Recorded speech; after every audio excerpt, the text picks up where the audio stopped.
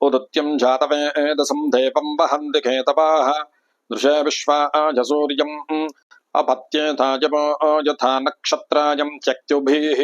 सूराय विश्वचक्षसे अदृश्रमस्य केतवो विरश्मयो जनान् अनु भ्राजन्त अग्नयो यथा तरणिर्विश्वदर्शदो ज्योतिष्कृतस सूर्य विश्वमाभासिरोचनं प्रत्यं देवानां विशः प्रत्यङ्गुदे शिवानुषाण प्रत्यं विश्वं स्वर्धृशे येना पावकचक्षसा भुरण्यं तं जनाम् अनु त्वं वरुण पश्यसि विद्या मे शिरजस्पृत्वः मिमानो अक्तुभिः पश्यं जन्मानि सूर्य सप्तत्वा हरिदो रथे वहन्ति देवसूर्य शोचिष्के संविचक्षण अयुक्त सप्तसिन्ध्युभस्सूररतस्य नप्त्याः ताभिर्याति स्वयक्तुभिः उद्भयं तमसस्परिज्योतिष्पश्यन्त उत्तरं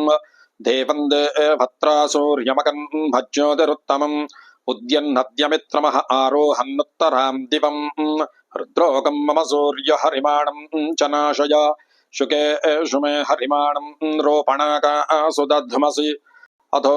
हरिद्रवेषु मे हरिमाणं निदध्मसि उदगाधयमादित्यो विश्वेन सहसा सह द्विषन्तं मह्यं रन्धजन्मो अहं द्विषते रथम्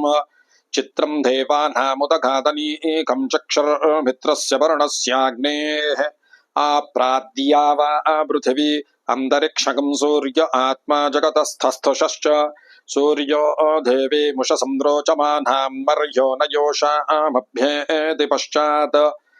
यत्र नरो देवयन्तो युगानि वितन्वते प्रतिभद्राय भद्रं भद्रा अश्वा हरितः सूर्यस्य चित्र